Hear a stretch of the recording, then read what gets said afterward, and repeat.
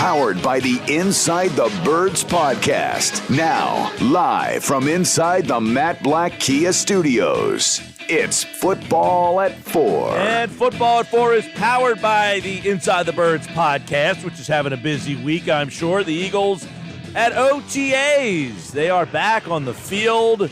The OTAs are here for the whole week. Adam Caplan will explain a little bit more. The Inside the Birds podcast is all over it. And, of course, we here at Football at 4 on the Sports Bash. They have a bunch of practices set. We'll get the schedule from Adam. What are the storylines that the guys from InsideTheBirds.com and the Inside the Birds podcast are watching as the Eagles kind of taking center stage in the NFL world today as the defending NFC champs are back on the field at OTAs. Adam, what's going on?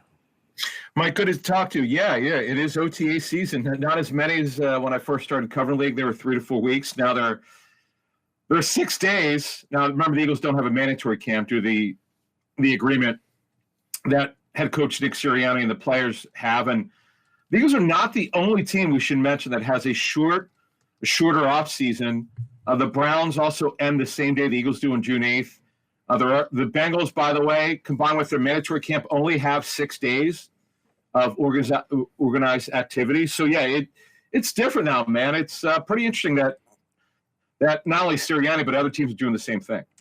Yeah, so 6 practices. They begin today. They'll go through Friday, and then next week they'll pick back up for a couple of days. So why is this happening? Why is it changed from when you first started? Because these OTAs seemingly went through the whole summer, it felt like. Right. So, or they seem like the whole spring. They basically take up, the post-draft minicamp the following weekend after the draft, and then the veterans would come in, but they don't do that anymore. In fact, it really started, Mike, in the 2011 collective bargaining agreement, where the players no longer wanted the coaches to they didn't want them talking to them and coaching them when they're in the building trying to work out. They was one of the big things that the players wanted in that CBA in 2011, and boy, the owners were happy to give them that. They didn't care. It's the coaches have to deal with it. Coaches weren't happy about it. I remember talking to coaches then. They were not happy at all because there's a saying in the National Football League, you don't get better without practicing more. So the bottom line is, Mike, it's changed since that collective bargaining agreement. And then, the Eagles would have the mandatory camp, which is 3 days. They don't have that. So they lost those 3 days. But what happens is the players basically sign off that they're going to be there. They're going to have full participation unless they have an excused absence. And it's only the first day, so we've not heard of anyone missing. But they've had this agreement, and quite frankly, it's worked well. We've not heard one complaint from the players headed into year 3. Yeah, let's take a little look, though. What are the value of these practices? Because you don't get as many as you used to get. So what are the teams, what are the coaches, and what are the players hoping to get out of these OTAs? Yeah, so let's start with the players, Mike. I know from talking to Bill Polian, the Hall of Fame general manager of the Colts, Bill said it became the point when you get in the 4th, 5th, and 6th year, and then even later than that, you really don't have a lot of value for these players. He if I recall correctly, he said he didn't have a big problem with some of the veterans not showing up. They had to be there for the mandatory camp, but because they were going to get the mandatory camp, which they had to be there for 3 days, plus training camp, because he would trust these players because they know the schemes. Now, it becomes a bigger challenge when you have new schemes. Well, Mike, yes, the offense and defenses are going to stay relatively the same, but you have new play callers. And Brian Johnson, with the offensive line change that they're going to have at right guard, they potentially have a new slot receiver or a new third receiver in Olamide Zaccheaus. We're going to talk about him a little bit later. And it's these players to get used to being around these coaches. And it's a good thing, Mike, quite frankly, they have this agreement with the head coach that they're all going to show up because they have to. It's getting reinvigorated. You're going to see kind of who shows in shape, who does not show in shape. But the big thing is the playbook. It's really important for the undrafted free agents, the rookies. Like if Reed Blankenship did not have last year, and Britton Covey especially, because this is where we were told, it's one of the notes we had to end their OTAs, that Covey was like super important to what they thought they could do with him. Now, he didn't really do as well as they thought. Let's call it like it is. But he was kind of one of the stars of the OTAs. And this is where these guys have to show up, quite frankly, plus training camp in the preseason. But this is where, from a player standpoint, from a rookie, an undrafted free agent, or a second-year player, it's very, very important. Yeah, trying to see who made that jump from the first year to that second year, and that's the value of some of these practices. Not a lot of physicality in OTAs. How are these OTAs a little different from the training camps? Yeah, it's a good point, Mike, because you can't – in fact, you get fined if there's any pushing or grabbing. You're not allowed to do that. There's very minimal physical play. In fact, what happens is, Mike, that the NFLPA most likely – with all 32 NFL teams, they will request video. Could be 2 or 3 days, and they go back and look at it. And they don't randomly. They'll just say, "Hey guys, we want these days." And look, you can get docked some OTA practices. Which is considering. Let's say the Eagles, Mike, violated the agreement. I mean, can you imagine if they lost 1 or 2 OTA days? They can afford it. So you got to be very, very careful. And I remember over the years, I've seen it when there's a lot of grabbing and there's a little bit of pushing. Really not supposed to do that at these. I've been of Eagles, Ravens, and a couple others over the years where I could drive, and it's just more. It's sort of a line dance with offensive linemen because you can't really get overly physical. You got to be careful with that. But it's real big, though, for the linemen because they're getting used to the footwork. Remember Jeff Stoutland's technique, as Trey Thomas has told us over the years on our Inside the Birds podcast and also on our pregame show, is that Stoutland has different techniques than most teams, and it's really different for a guy like Tyler Steen. We're going to get into him. For the new players who have to play a little differently than they did in college, Mike, it's very, very important. We're talking with Adam Caplan, Football at 4 from the Inside the Birds podcast. The Eagles are back at OTAs for the week here. Let's focus on a couple of players. Who are some guys that these OTAs will have some bigger meaning for? Yes, so Olamide Zaccheaus, who to me, Mike, is the favorite to win the number 3 job over Quez Watkins, who's now in the final year of his rookie deal. Watkins, we know, was very disappointing last season. He did point out that he played with a shoulder problem. That's fine, but bottom line is he didn't play well last season. And they're bringing competition for him. Zaccheaus is a veteran. He was technically a starter last year for Atlanta. And he's on a 1-year deal, a 1-year prove-it deal. Not a lot of guaranteed money. And this is an opportunity for him to win that job. He's a smaller guy. He's just under 5'9", but he runs well. He's got really good hands, really improved his hands over the years with Atlanta. And he comes in, remember he went to St. Joe's Prep, so from the area, he knows it, from South Jersey, and now he's got a chance to make the team. And really, quite frankly, Mike, he could really help them because, as I said, Watkins didn't do well last season. Zach Pascal was strictly at a block, rarely caught the football. He's now with Jonathan Gannon in Arizona. So that's a guy that when we'll get into kind of what the media could see, and we'll talk to our sources about it. But Zaccheaus is a guy I'm really looking forward to seeing. Yeah, he's obviously one of the skill position players, but there's other guys. We'll get into some other guys, skill position players too. But Tyler Steen, he might be a guy that people aren't as familiar with, but very important for him because he could be the starting right guard here. Yeah, and he had the rookie camp, though he's not going against any veterans. So that's first exposure to offensive line coach Jeff Stoutland and Brian Johnson, the offensive coordinator, and Sirianni, the head coach, who obviously will help oversee offense. But he's got to get used to playing inside, so he got those reps there at right guard. He'll get them in training camp. He's certainly the favorite going into training camp and obviously right now. And this is it here, Mike. It's just completely different when you're playing inside from playing tackle. It's just a different mindset. And he's never played guard before, so this is real big for him. There's no question about it. This is good for him to OTAs. And then at running back, Mike, Rashad Penny and DeAndre Swift are going to compete for the starting job, whatever that starting job would look like in terms of touches and carries and so forth. This is a new offense for them, and this is a good opportunity for Swift and Penny in particular to show that they're healthy. Both are sort of 1-year deals where Penny's on a true 1-year deal, and then Swift is in the final year of his rookie contract. He too is from Philly, and this is a really good opportunity to show what he can do and show the coaches because they're both going to be counted on to have pretty significant roles here. Yeah, how big in your mind, Adam, do these quote-unquote competitions, do they begin here? Like Penny, Swift, Steen, Juergens? Like, is this the start of these competitions? I get it. You can't touch these guys. I know for running back, it's kind of comical because you literally can't touch these guys. So every running back should theoretically do well, but just to show them, the coaches, that they know what they're doing. And that to me, Mike, is really, because they run a lot of gap scheme. The Eagles do. And they haven't always done that, these running backs. So they're going to be asked to do some of that here. So they have to show that, Mike, that they know what they're doing. But this is really big for them. This is the first time the coaches get to see them.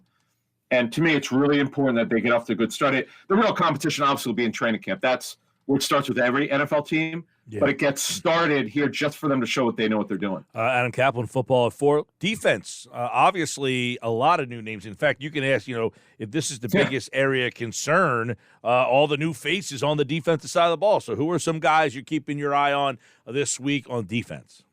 Mike, they're going to have a minimum of 5 new starters in defense. They could have more depending on certain situations, depending who's healthy and competition and so forth. But obviously, Jordan Davis, we reported this on Inside the Birds 6 to 8 weeks ago, that he's taken his weight seriously. He showed up to their offseason program in really good shape comparative to last season when he was a rookie. But as I've cautioned people on our show, particularly last week, I get it. He's in better shape, but we're not really going to know where he's at until the dog days of training camp, particularly for the first week of training camp in late July, early August, to see what his conditioning. It's about conditioning. It's not so much his weight anymore. That's not the problem. The challenge is his conditioning. Is he getting gassed after 5 or 6 plays? That cannot happen anymore, which happened last season. And then Jalen Carter, obviously, because, Mike, it's not a talent level. It's not so much his conditioning. Is he staying on the straight and narrow? We'll be looking into that. Is he doing everything he's supposed to be doing off the field? Then Nolan Smith, Mike, we're going to be looking about. We know he's going to play outside linebacker, but do they have him lining up at defensive end? He's a little light to play that, but he can do it. He's done it in the past. And the safeties, Mike, when we look at defense, Terrell Edmonds and Sidney Brown should be the starters, but they're not guaranteed it. No, quite frankly, Mike, let's call it like it is. No one at safety is guaranteed any role. None of them are. It's just that Edmonds and Sidney Brown are the favorites to start, but it doesn't mean they will. And for Edmonds, he's new here. He's on a 1-year prove-it deal. Sidney Brown is learning a different way to play safety here. Justin Evans is on a 1-year deal. So, Mike, you're right. I mean, there's so much competition, and then for the backup cornerback jobs, I get Eagles don't have quality depth at all at cornerback. They just have a lot of guys there, and that doesn't mean depth. We've tried to say this for 5 years. Depth has nothing to do with how many people you have at a position. It's how many people you feel good about. The Eagles' quality of depth is not good enough until we're proven otherwise. Zach McPherson on the 3rd year of his 4-year rookie deal. He's got to take a big step up. Yes, he's got more or less the 4th outside cornerback job. He's a leader for that. Doesn't mean he'll be that. Mario Goodrich, 2nd year. Josh Jobe, 2nd year. The 2 undrafted rookies, Eli Ricks and Mekhi Garner. They're competing for it. They are. I mean, these jobs are open. I know some people are saying it's not a good thing that these jobs are open. I'm not. I'm taking it like, let's see what happens. Competition, Mike, usually brings the best out of these guys, and let's see what happens. And then, of course, if it's not going well, they could always sign another veteran, which I wouldn't rule out. Yeah. What about Ringo, too? I mean, he's a guy that's in this mix as well, right? Yeah, well, he'll be on the team. He's not getting cut no matter what. He's a 4th-round pick. But, Mike, he's got some rawness to him. The only question for him is, okay, could he surprise us and be the 4th corner? Sure, certainly. That would be a surprise to me. He's going to be on the team. Now, we're in late May now. The question for us right now as we go forward here in late May, will he dress every week? Will he be the 5th corner? Nobody has any idea because they're not to training camp yet. But we have to be careful of expecting a lot here because there's a reason why he dropped to the 4th round. There were some questions with him. He's some stiffness and some off-the-field stuff, which were minor, but there's some questions about him. So you just have to be patient here, but he's got the height, weight, and speed that you look for. And then, of course, these OTAs are the first time these 2 new coordinators are getting the opportunity to get out there as well. That's got to account for something for these guys for the first time as the guys calling the shots, essentially. Right, and Michael Clay, we should mention the special teams coach because it's bottom of the roster guys who comprise most of special teams, and they're going to learn about that. Tyler Brown, as a specialist coach, will learn as well. And then Sean Desai, he's going to run the Fangio scheme, we're told. We as we noted first at the combine when we talked about Sean was probably going to be defensive coordinator. One of the attractions the Eagles had is he could run the Fangio scheme, but no, it's his version of it. They're going to be tweaks. It's no different than when you run a West Coast offense. Nobody runs 100% of Bill Walsh. You can run half of it, but you don't run to the T exactly what the late great Bill Walsh ran. So we'll see what Desai runs. And with Brian Johnson, they're running the same offense, but he may call it differently. Now he's going to have Sirianni in his ear. He'll have Kevin Patullo, we're told, who's a big game planner during the week. He's sort of like the Mike Rowe of this. If you remember, Mike Rowe was not the offensive coordinator until he got elevated. But early on, he was the receivers coach, but heavily involved in game planning. So he's going to have guys involved. And you know what? Alex Tanney, who's now the quarterback's coach, is a former player. I know he's a journeyman with like almost a dozen teams, but he's a guy I'm very interested to see how much input he has every week. Adam Caplan, lastly, we take a look at these OTAs. You guys will be able to get there for, 2 periods? Yeah. In fact, man, when I first started covering it in 2099, up to like 4 or 5 years ago, you would essentially get you would pretty much get everything open. I don't know what happened. I don't know why I think we only get 2 of the 6. I know the first one is late this week. It's probably Thursday. In the past, they've done it Thursday, and then they'll announce what's next week. But I don't understand why we only get 2. I don't know why the hell I'm kind of puzzled about why we don't get more. That to me, and I don't know what goes on in the other markets, but I know they've kind of they shrink this thing. And I know, look, I get it. Like Sirianni's not going to do anyone any favors, though he's very kind of media friendly. But when it comes to practices, coaches would rather you not watch anything. I mean, I'm so old. I remember when Andy Reid would let us watch every practice during the regular season until we got kicked out because some of the guys violated his agreement, which bothered us, those of us who like to go to practice, which is me and a couple other people. So it is what it is, but we'll get it. We'll as we always do with our